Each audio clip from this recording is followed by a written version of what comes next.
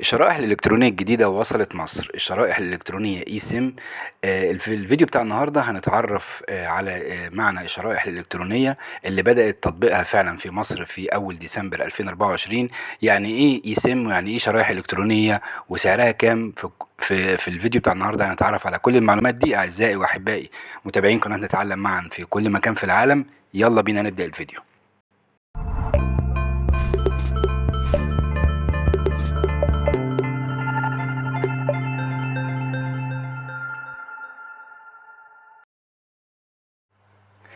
وبسم الله الرحمن الرحيم نبدأ شرح المعلومات اللي جات لنا حديثا. انه من اول ديسمبر في جمهورية مصر العربية هيبتدي تفعيل ميزة الشرائح الإلكترونية بفروع الشركات المحمول المختلفة بتكلفة تقريبا 270 جنيه. الشريحة دي يا جماعة شريحة رقمية وليست شريحة ملموسة. يعني ايه شريحة رقمية وليست شريحة ملموسة؟ يعني تقدر، يعني مش محتاج تركبها في الموبايل زي الشرائح اللي احنا اتعودنا عليها، لكن دي عبارة عن سوفت وير او برنامج او تطبيق تقوم شركات المحمول المختلفة بتنزيله على جهازك. طبعا بيكون مسجل ببطاقة الرقم القومي للمستخدم. التطبيق الجديد يا جماعة أو الشريحة الإلكترونية الافتراضية ديت هتتحمل على موبايلك زي ما قلنا، كتطبيق أو كسوفت وير أو كبرنامج تقدر تستخدمها برقم أو أكثر، بيقولوا لحد 10 أرقام لشركات مختلفة، بجانب الشرائح العادية طبعا برضو القديمة موجودة في موبايلك زي ما هي. لو أنت عايز تستمر تستخدمها مفيش مشكلة.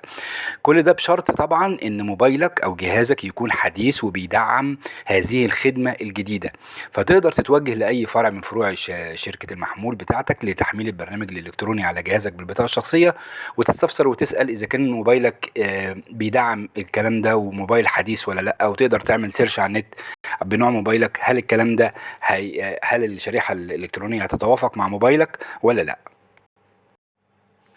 ونخلي بالنا هنا ان الشريحه الالكترونيه المدمجه الجديده ديت اللي هي عباره عن سوفت وير، يعني حاجه مش ملموسه، بتتميز عن الشرائح العاديه اللي احنا متعودين عليها بايه؟ بامكانيه التنقل بين شركات المحمول. يعني انت تقدر تعمل مكالمات او تغير داتا الانترنت بتاعتك ما بين شركات المحمول المختلفه دون الحاجه الى تغيير شريحه او استخدام اكثر من شريحه. فاصبح عندك انت سوفت وير واحد بس نازل على موبايلك في كل الشركات كلها مجتمعة جوه نفس التطبيق، مش محتاج تغير شرايح علشان تغير شركة او تتصل هتتصل مثلا فودافون ولا اتصالات ولا اورنج، لا، انت اشتراكاتك كلها موحدة في مكان موحد افتراضي وليس ملموس. تتميز طبعا هذه الشريحة الإلكترونية المدمجة بأن هي غير قابلة للتلف، لأن هي مش ملموسة، أو غير قابلة للضياع، مش هتضيع منك لأن هي بتنزل على الموبايل أصلا زي أي ابلكيشن، لأنها غير ملموسة وغير مادية. أعزائي وأحبائي متابعين قناة نتعلم معا في كل مكان في العالم، نرجو عدم نسيان الاشتراك في القناة، وما تبخلوش علينا باللايك والشير للفيديو عشان يصلكم منا كل ما هو جديد ومفيد. أشكركم لحسن متابعتكم للفيديو بتاع النهاردة القصير دوت، وأتمنى أن يكون فيه معلومات مفيدة، والسلام عليكم ورحمة الله وبركاته.